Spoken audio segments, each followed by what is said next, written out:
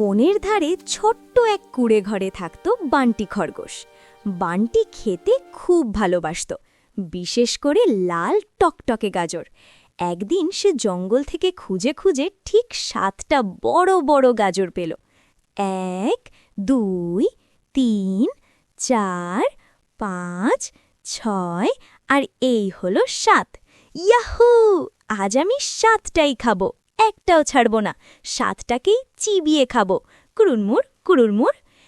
কিন্তু বন্ধুরা, ঠিক সেই ঝোপের আড়ালে লুকিয়েছিল 7টি দুষ্টু শেয়াল।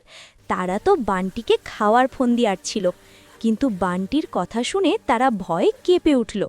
বাপরে, ওরে বাপরে, শুনেছিস? এই খরগোশ তো সাধারণ কেউ না। ও বলছে ও নাকি 7টাকেই চিবিয়ে খাবে।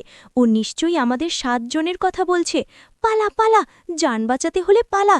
এই দানব খরগোশের পেটে যাওয়ার আগে কিছু একটা করতে হবে। শেয়ালরা ভয়ে কাঁপতে কাঁপতে বান্টির সামনে এসে হাত জোড় করে দাঁড়ালো। বান্টি তো ওদের দেখে ভয়েই শেষ। ওমা, এখন কি হবে? ওহে মহাবীর খরগোশ, আমাদের খেও না প্লিজ।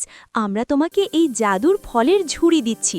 তুমি যা খেতে চাইবে এই ঝুড়ি তাই দেবে। শুধু বলবে, ঝুড়ি রে ঝুড়ি, দে তো দেখি পুরি। ব্যাস।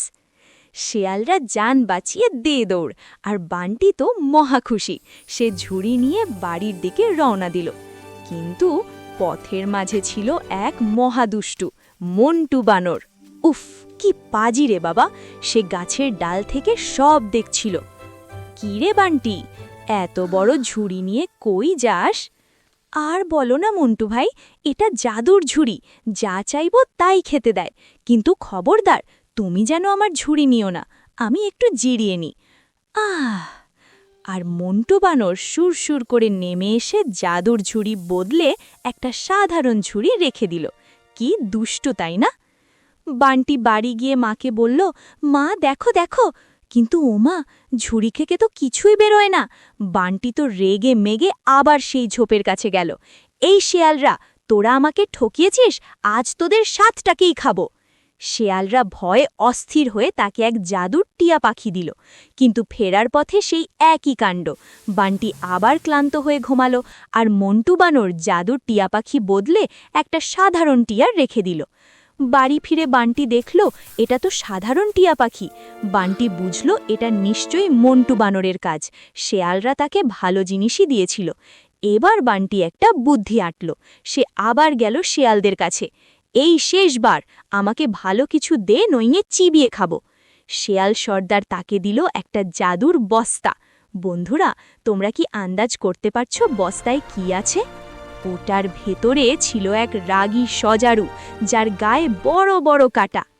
বান্টি আবার গাছের নিচে ঘুমের ভান করে পড়ে রইল। মন্টু বানর ভাবল এবারও নিশ্চয়ই মজার কিছু আছে। সে যেই না চুপি চুপি এসে বস্তার ভেতরে হাত ঢুকিয়েছে, ওরে বাবা গো, মা গো, গেলুম রে! দাপ্পাস! বস্তার ভেতর থেকে সজারুটা বেরিয়ে মন্টু বানরকে দিল একতাড়া। মন্টু ব্যথায় লাফাতে লাফাতে গাছের মগ ডালে উঠে গেল।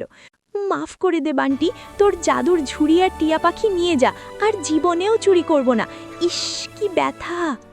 বান্টি তার জাদুর ঝুড়ি আর টিয়া পাখি ফেরত পেল। সে আর তার মা মনের সুখে গাজর, ফল আর পুরি খেতে লাগলো। আর ওইদিকে 7টা বোকা শেয়াল এখনো ভয়ে ওই জঙ্গলের ওই দিকটাই যায় না। তো বন্ধুরা, আজ তবে এ পর্যন্তই। দেখা হবে পরের গল্পে। টাটা।